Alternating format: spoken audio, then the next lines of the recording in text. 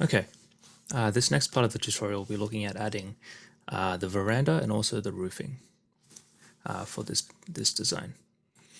So let's start with the veranda.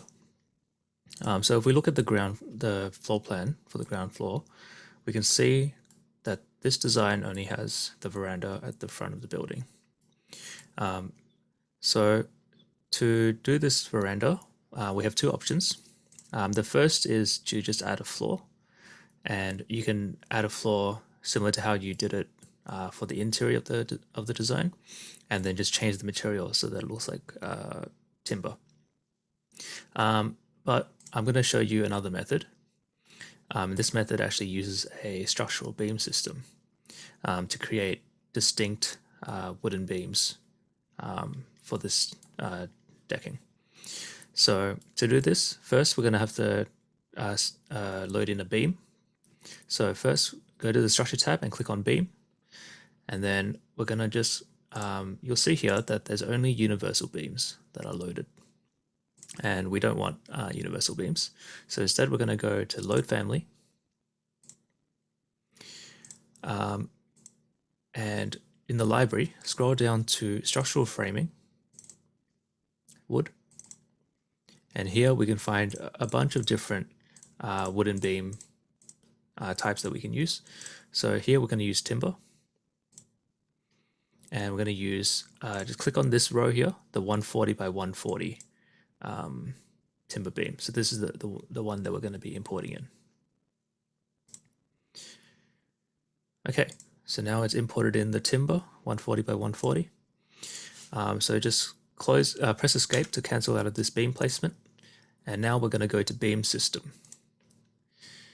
So this beam system, make sure that the beam type is set to timber, and we're going to draw in the boundary for this decking. So click on the rectangle, and we're just going to draw around where the veranda is. You can see these horizontal lines here show the direction of the beams. So if we click finish edit mode now, and we go to the 3D view, we'll see that there's a very long beam spanning horizontally, and we don't want that. So instead, click on the go back to ground floor, click on the beam system again, and go edit boundary, and we want to click on beam direction here, and just click on this one of the side edges, and it will change the beam direction so that it spans vertically instead. Now when we click OK, we'll see that there are beams going in this direction, which is what we want. But now we need to change the spacing so that it fills up this area. So to do that, go to click on the beam system so that you can see the properties, and go to fixed spacing and change this to 150. Now remember that the timber width is 140, so by changing the spacing to 150, the spacing in between each beam will be 10 millimeters. So you can see now we have a beam system for the decking, and you can change the materials of these beams, same as you did for the doors and windows. Oh, maybe you can't. Never mind. You can. Here we go. In the properties, materials and finishes. Yep. Scroll down. Structural material. You can change the type of wood, but don't worry about this because you'll be able to do it in Lumion in the rendering software later on. So you can leave this as is, and you can change the color of it later in the rendering software. Okay, so that's the decking. So now if we go to the elevation view, we can see that this building is on the ground floor. Is at elevation 0, so it's on the ground. If we instead want to model a foundation, we'll need to raise this building up. So based on your floor plan, it will usually, if there is a foundation, it will tell you how high the building is off the ground. So let's say, for example, this building is 600 millimeters off the ground. So I'm going to raise all of these levels up by 600. And because I'm not using level 2, I'm going to change this to being the ground level. Okay, so now we've raised the entire building up 600 millimeters off the ground level. And so if you go to the 3D view, you can see that it's raised off. This is the ground level. It's raised up. If you want to make foundational columns, you can go to structure, and you can add columns like this. You can also do it architectural columns. It's the same thing. And you can specify, for example, so you can load another family and use the same timber columns as well.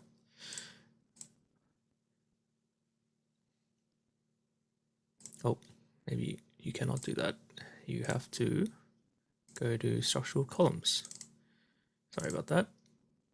Timber column, here we go. And we'll just do 140 as well.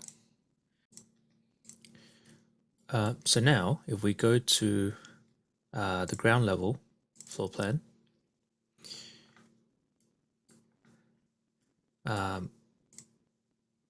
we can add the columns along the bottom of our building.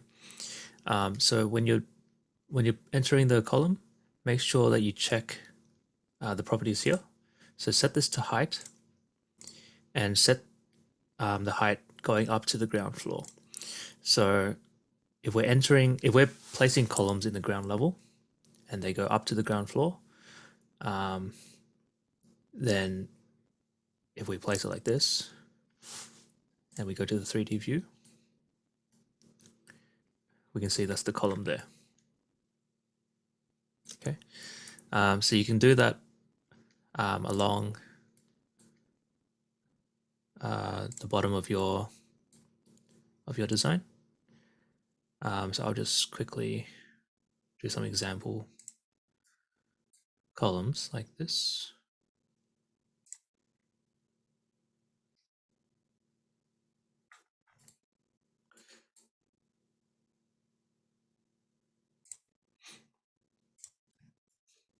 There you go. Obviously, I didn't measure the distance between each column. You'll want to make sure that these are consistent with the floor plan that you were given, and they should span the entire building. Okay, so I'll just leave it like that for now. So that's the foundational columns. The next thing we'll look at is the railing for the veranda. So for this, go to architecture, and we can add a railing like this.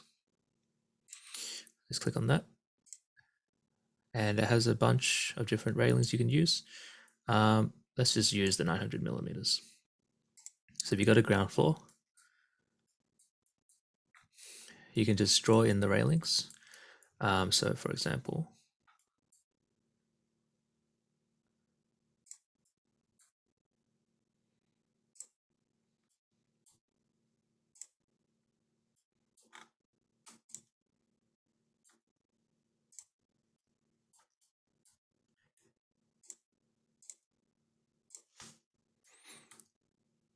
oh, actually, I believe that they have to be a continuous line, so you can't actually do this. You'll have to place two railings, these two railings individually. So I'll just undo these two lines. We go to the 3D view. You can see that we've added a railing for this side. And again, you can change the type of material. I believe, yep. If you go in here, you can change the material. So I cancel this. If you go top rail, the top rail refers to this rail here. Click on that. You can change the material. You can change the profile as well. So if you want it to be a circular handrail or an elliptical handrail, that's up to you. We can change this to, let's say, instead of timber. Yeah, let's change that to timber. Okay. Here you go. It does, because we changed the profile, it does mean that it's no longer connected. So we'll have to play around with this a little bit. So I'll just undo the changes and I'll just leave it like that for now. And we can repeat this for the other side. So add another railing.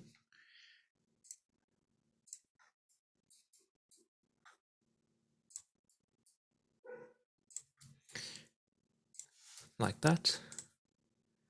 So now we have railing on both sides.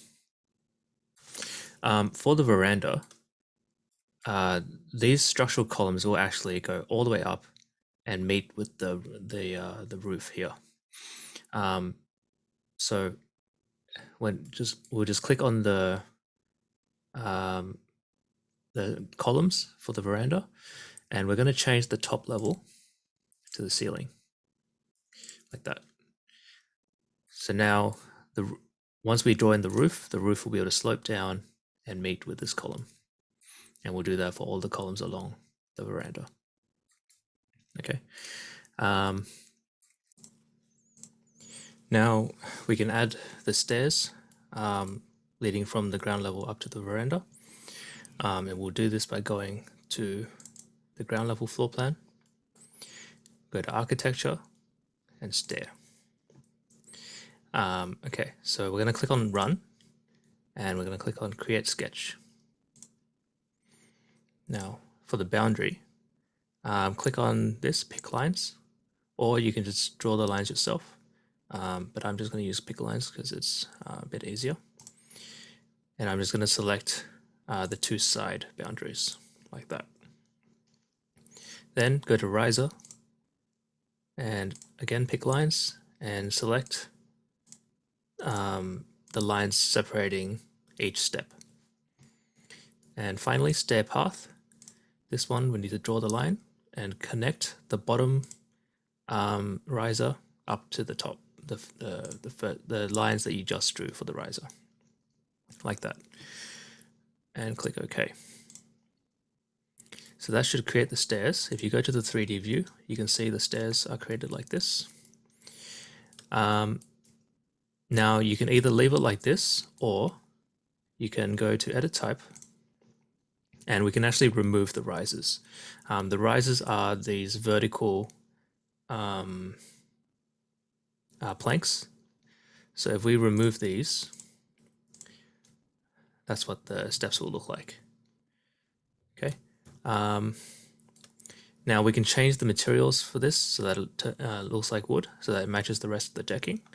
But I will just leave it like this for now. And finish edit mode. Now you can see that the stairs automatically creates this railing. You can either leave it like this and connect the railing to the railing that you drew previously. So to do that, go to the ground floor. We can click on the previous railing and just edit path. And we can extend this line to here. And you see it connect. However, if you end up not wanting to use the railing, you can just click on the railing and just delete it. So that's the stairs for the veranda. You can repeat these steps for if you have stairs at the back of the building as well. You can do that, but I will not be doing that for this tutorial. So that concludes the veranda. Next, we'll move on to the roofing. Okay, for the roof, we're going to be adding it to the ceiling. So click on the floor plan ceiling. And we're going to, if you look at the floor plan, your roof is actually outlined generally by a dotted line or a dashed line. So you can see in my example here, the roof is slightly extended out from the interior of the building. And you can see that there's a center line here that shows where the apex of the roof will be. And also the slope of this upper section the slope of these two sections here are 20 degrees, which is given in my floor plan. And the slope above the veranda is actually 5 degrees. So we're going to take that into account when we draw the roof here. So let's draw the roof. Under the architecture tab, you can go to roof by footprint. And we're just, for boundary line, we're just going to draw a rectangle. And I'm going to draw it until this center line here. Okay. I'm going to change the basic roof type. So I'm going to change it to 125 millimeters. And I'm going to change the slope to 20 degrees. Now, if we just leave it like this and click OK, this is what the roof looks like. And the reason this is because we've actually set it so that every side of the roof defines the slope, and we don't want that. So let's go back to Edit Footprint. And we're going to hold Control and select the sides, select these three sides here. So we're going to leave this outside edge unselected. Going to select these three, and we're going to actually go here and untick Defines Roof Slope. So disable that, click OK. And now that's what the roof will look like. Okay. And now we're going to do the same for the other side. So back to the ceiling view. Let's draw another roof, rectangle, and we're going to draw from the center line down to here, just before the veranda.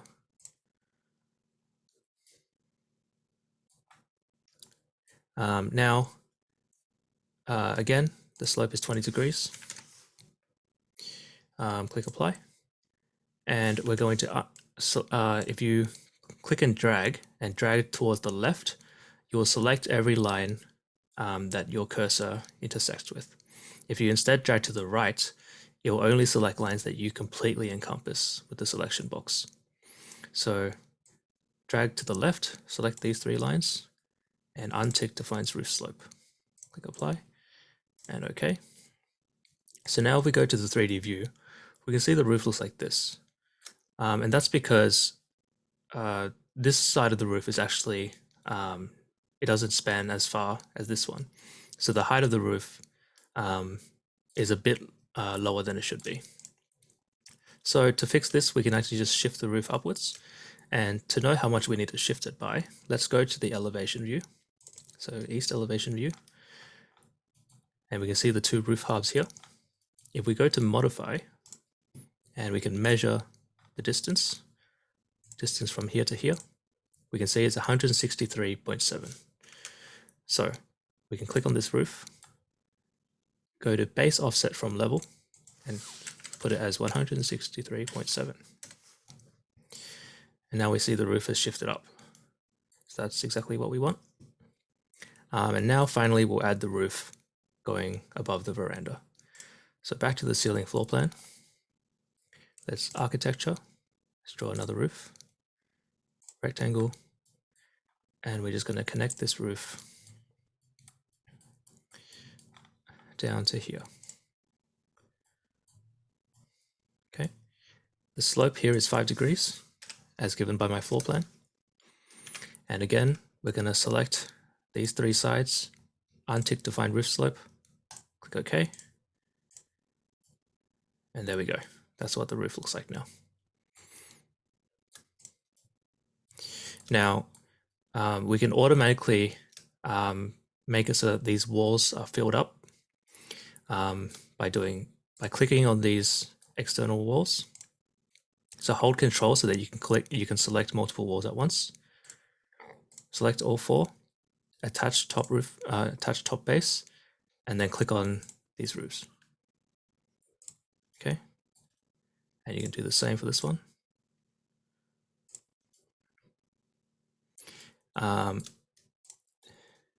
And we can see that, well, in this example, you can see that this wall, this is a slight indent here, and that's because it's not connected to this veranda roof. So I'm going to do the same here. Click on this front wall, attach top base, click there. There we go. So now the walls are all filled in, and we have the roof. Oh, there's a little bit here as well. Let me just fix this up. There we go. Okay. So that concludes the veranda and roofing tutorial.